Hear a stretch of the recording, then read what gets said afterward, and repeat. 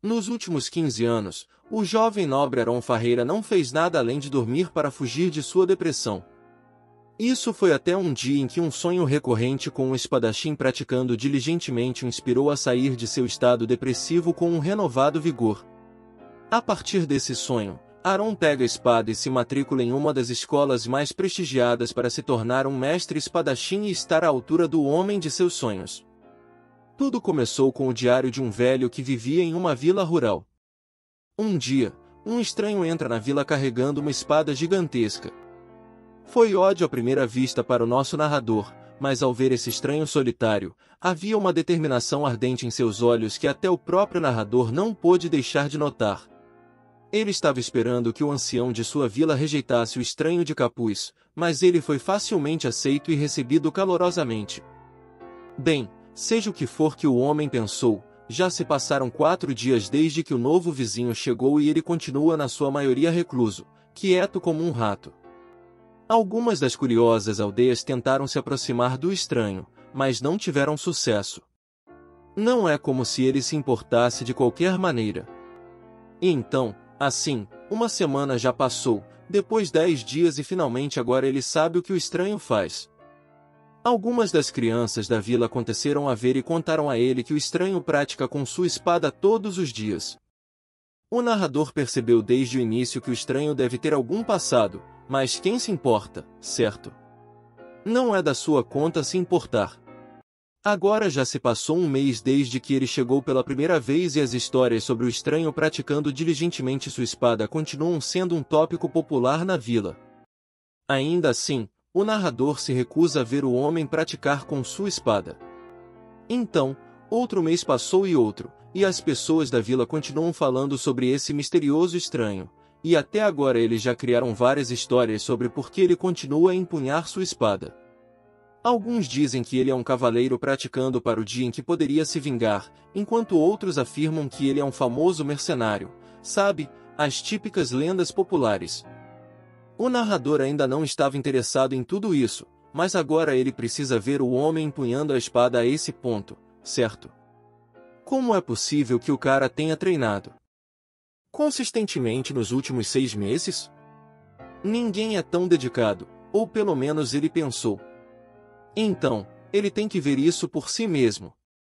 Será que ele é um espadachim habilidoso? Quão rápido é sua técnica?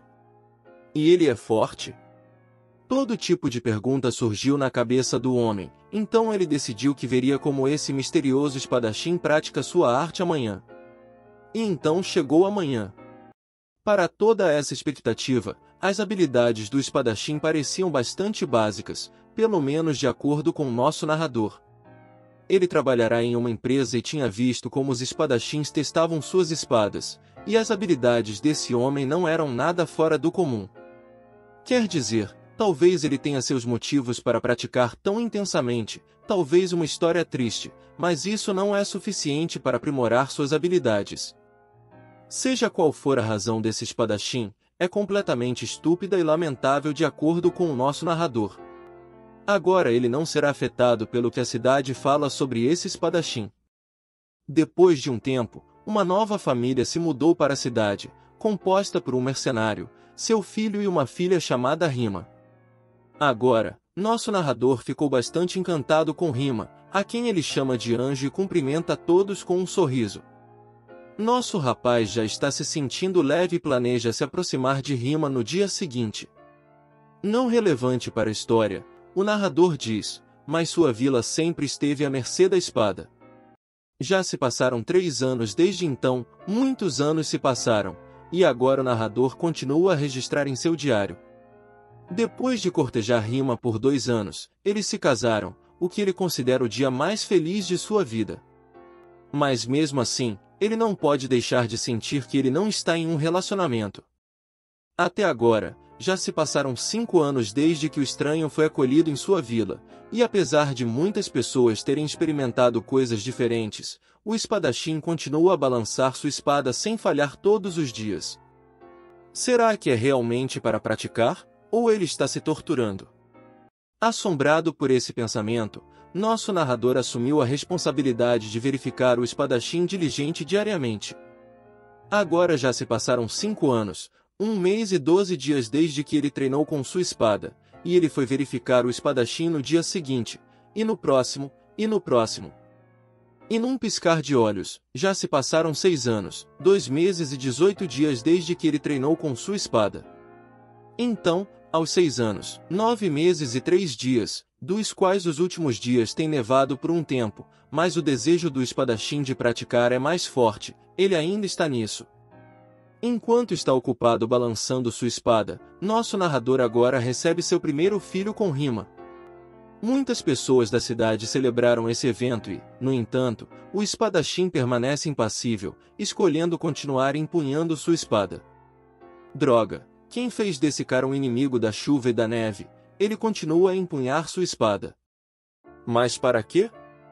Então veio um dia em que nosso narrador não verificou o espadachim da vila, mas ele ainda está provavelmente brandindo sua espada, certo?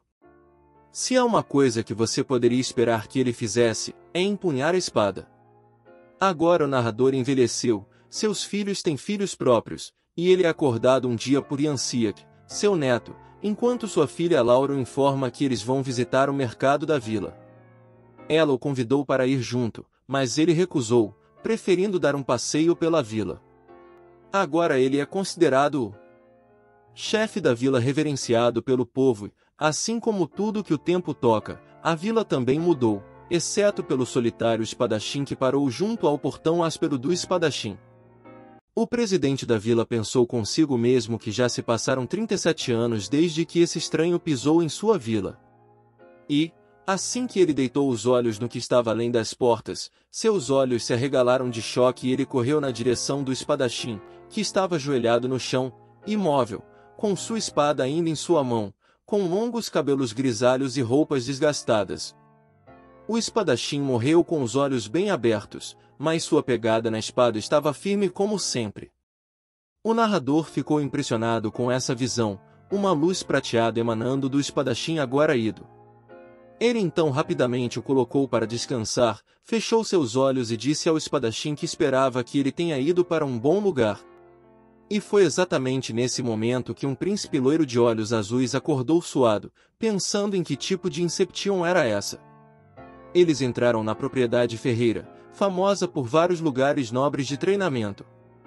Fica na parte sul do reino de Reiu, mas o que essa região é mais conhecida são os filhos dos barões Ferreira, pelo menos de acordo com o que o guarda disse. Além disso, de acordo com ele, a senhora Carla é famosa por toda a terra e recebeu seu título oficial apesar de ter 11 anos. Outro guarda perguntou se ela foi nomeada pela família real, mas o primeiro enfatizou que foi porque ela é uma feiticeira, o que é bastante raro e especial, ainda mais raro do que os grandes magos. Então, novamente, o terceiro guarda diz que não importa de qualquer maneira, porque o primogênito é o Lord Aron, o que deixou os dois guardas sem palavras. Então, qual é o problema dele e qual é a reação? Bem, acontece que Aron é bastante infame, e o guarda novato já sabia disso. A duquesa Kiel, conhecida como Princesa Carlo, é conhecida por sua habilidade mágica, mas seu irmão Aron é mais conhecido em toda a terra. Ele é apelidado de Lorde Preguiçoso porque não podia fazer nada depois da morte de sua mãe quando era jovem. Após esse evento trágico, ele se recusou a participar de qualquer atividade e apenas dormia, ficando recluso em seu quarto, daí o apelido. Não podemos culpá-lo, realmente. O rapaz viu sua mãe morrer bem na frente dele, afinal. Enquanto os três guardas continuam sua conversa ociosa, sua atenção é capturada por uma voz vinda de trás, e não é ninguém menos que a princesa Colônia Ferreira e sua mãe, Amélia, a segunda esposa. A princesa Carla, uma loira de olhos azuis com parte do cabelo cobrindo o lado direito de seu rosto, ficou olhando para os guardas como se sua aura intimidante não fosse o suficiente. Ela também questionou esses guardas sobre quem os ensinou a brincar em serviço, mas eles foram rápidos em se curvar e pedir perdão. Isso é uma reverência de 90 graus que eles fizeram, mas a princesa Carla foi implacável. Ela continuou pressionando-os sobre pelo que estavam pedindo desculpas, perguntando o que fizeram de errado, até que sua mãe interveio e salvou os guardas. Com um sorriso astuto e um olhar de lado, Ela perguntou se eles já sabiam o que fizeram de errado, e eles concordaram facilmente e se curvaram apressadamente novamente. Finalmente, mãe e filha pareceram satisfeitas com suas respostas, então se afastaram, e assim que o fizeram, os guardas suspiraram aliviados, pensando na combinação mãe-filha. Pensando neles, eles não puderam deixar de se perguntar como Lord Aron é diferente deles. Enquanto isso, dentro do palácio, podem-se ouvir sons de grunhidos, e estão vindo do preguiçoso Lord Aron Ferreira. Parece que ele está tendo dificuldades para dormir, o que é bastante surpreendente, pois é conhecido por dormir a essa hora. E a causa disso é o sonho recorrente que ele tem. Ele jurou que podia sentir o cansaço em sua boca por balançar a espada, até a dor muscular que vinha com isso. Mas o mais chocante de tudo isso é que seu corpo está cheio de energia, tanta energia que ele não consegue parar de tremer. Ele tem que fazer algo. Com uma voz trêmula, ele chamou alguém, e seu mordomo foi rápido em responder. A princípio, ele hesitou em dizer o que queria, deixando seu mordomo perplexo, mas felizmente o duque conseguiu dizer algumas palavras, pedindo por uma espada e expressando seu desejo de brandi-la. O mordomo ficou em silêncio, olhando para ele sem expressão.